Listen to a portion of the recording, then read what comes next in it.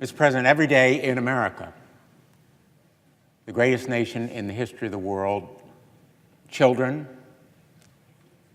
young women, and teenagers are sold for sex. That's not a proud fact about America, but it is the stark reality. Every day in America, young women, children, and teenagers are trafficked, in large part because they are advertised now on the internet, in open, visibly, and obviously. Even though code words may be used, sometimes doctored photographs, they are sold for sex because the traffickers are able to do so using the internet. We're here to stop it. We're here to stop the trafficking, and most important for today, here to stop the advertising. In support of a measure known as the Stop Enabling Sex Traffickers Act, SESTA, we have a strong bipartisan coalition. This bill is about as bipartisan as any bill is. I've worked together with my colleague and friend, Senator Rob Portman of Ohio, on this legislation from the very beginning. We have been joined in this effort by 2 Democrats and 2 Republicans, Senators McCaskill, Heitkamp, Cornyn, and McCain. We are passionate about this effort, and so are the colleagues who have joined us, because it is about those victims, those children, teenagers, young women who were sold for sex, trafficked on the internet. And we want to give those victims a voice and a day in court, a right of action, a defense against this absolutely heinous, atrocious, inhumane crime. It is a crime. It can be prosecuted. But the victims deserve a day in court and a voice as well. And that is the fundamental core purpose of this legislation. It is about the victims. And we have been joined in this effort by advocates for those victims, sex trafficking survivors themselves, and a diligent bipartisan coalition of colleagues. In fact, more than 60 of our colleagues have joined as co-sponsors, and we're now at a critical milestone for this bill. We have reached a point of momentum that makes this bill unstoppable if those survivors are to be heard and heeded. And I urge my colleagues to do exactly that. SESTA is really the product of shareholder consensus. It has the support of every major human trafficking organization, of law enforcement, and of all the major tech companies.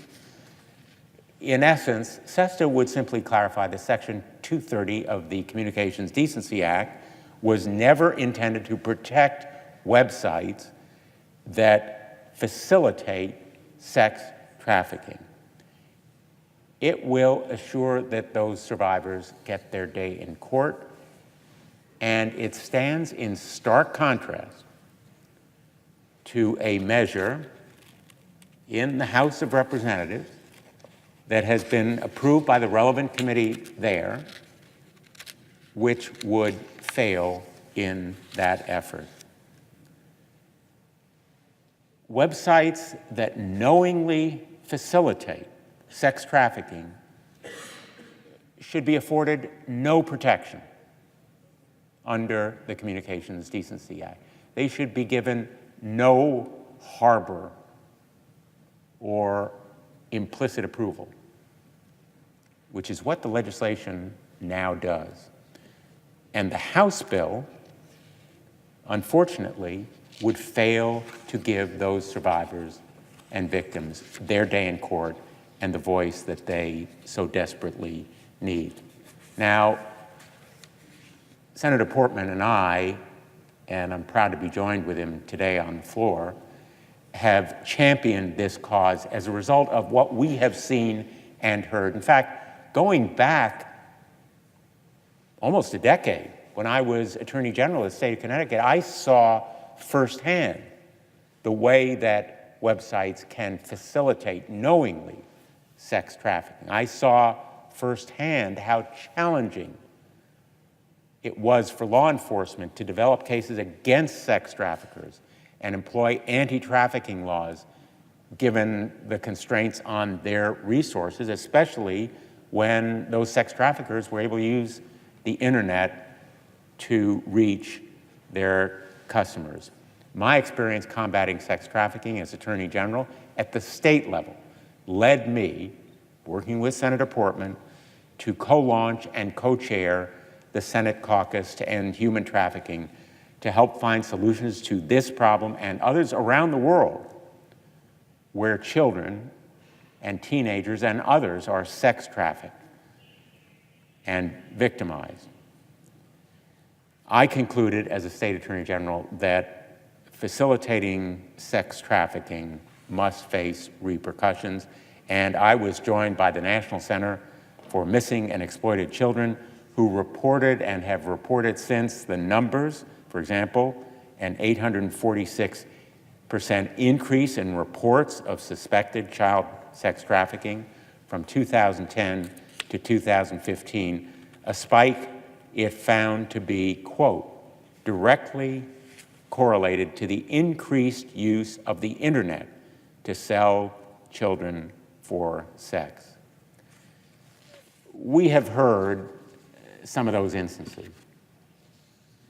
some of the histories and the stories of these young people. In 2012, a 15-year-old girl ran away from home, and over the next 2 years, pimps trafficked her for sex through these ads. As a result, she was raped over 1,000 times while she was moved from one site to another with the aid of the internet. In 2010, another 15-year-old girl ran away from a residential program. A pimp began to traffic her for sex by posting online ads, and as a result, she was raped 900 times over the next 2 years. These two young women and a third mustered the courage to tell their stories and bring a lawsuit against Backpage.com. It's the website that has profited most prominently from these online ads. These advertisements emphasized, in fact, graphically, the survivors' and victims' youth and other characteristics in trafficking them for sex. And yet the courts, understandably, and perhaps rightly, have held that Backpage.com and these internet sites generally have no legal responsibility. The First Circuit Court of Appeals found that Backpage.com was immune from civil liability because of Section 230 of the Communications Decency Act. Websites that facilitate sex trafficking unconscionably and intolerably are now immune from legal action by survivors. That is unacceptable in America. No matter how terrible the harm they cause, no matter how horrific the consequences to these young people, they are protected by a shield from moral and legal responsibility. In a sense, these women were victimized as much by Backpage and the internet as they were by the pimps who more directly sold them. And so Senator Portman and I through SESTA, would implement 3 key reforms. Number 1, allow victims of sex trafficking to seek justice against websites that knowingly facilitate their victimization.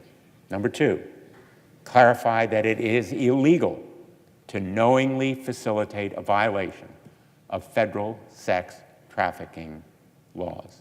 And third, enable state law enforcement officials, not just the Federal Department of Justice, but state law enforcement as well, to take action against individuals or businesses that violate federal sex trafficking laws. If websites are not knowingly facilitating sex trafficking, they have nothing to fear from the law. If websites are doing their best to avoid facilitating sex trafficking, they have no worry about their liability. But if they knowingly facilitate, they ought to face survivors and victims in court. And they ought to acknowledge and recognize their legal and moral responsibility. Now, I want to be very blunt with my colleagues here about the House bill, because my feeling is we owe it to those survivors and victims, not just to give them nice words and rhetoric, but real rights. Congress must not only pass an online sex trafficking law, it must pass real sex trafficking internet protection. And unfortunately, the House Judiciary Committee recently passed legislation that fails to accomplish that goal. My colleagues, don't be fooled. The House bill is in no way an adequate alternative to SESTA. It is, unfortunately, completely insufficient in protecting survivors and victims and giving them that day in court and that voice that they now lack. The difference between the House and Senate bills are stark and clear, like night and day. The Senate bill gives victims of trafficking their day in court. The House bill does not give a single survivor or victim access to justice. It fails to open the courthouse doors. It leaves them shut. In fact, it may even deny victims and survivors their right to file legal action. The Senate bill has the support of every major human trafficking organization, as well as all the major stakeholders. The House bill is supported by none, zero. No major group. In fact, 47 organizations and more than a dozen survivors and family members recently sent a letter calling for the House bill as presently written to be rejected. I strongly urge my colleagues to join this bipartisan group of more than 60 of us who are supporting SESTA to help pass this essential legislation as soon as possible. We owe it to those survivors and victims. We owe it to ourselves. We owe it to America. Thank you, Mr. President, and I'm proud to yield to my friend and colleague who has joined in this effort and has been such a steadfast champion, Senator Portman.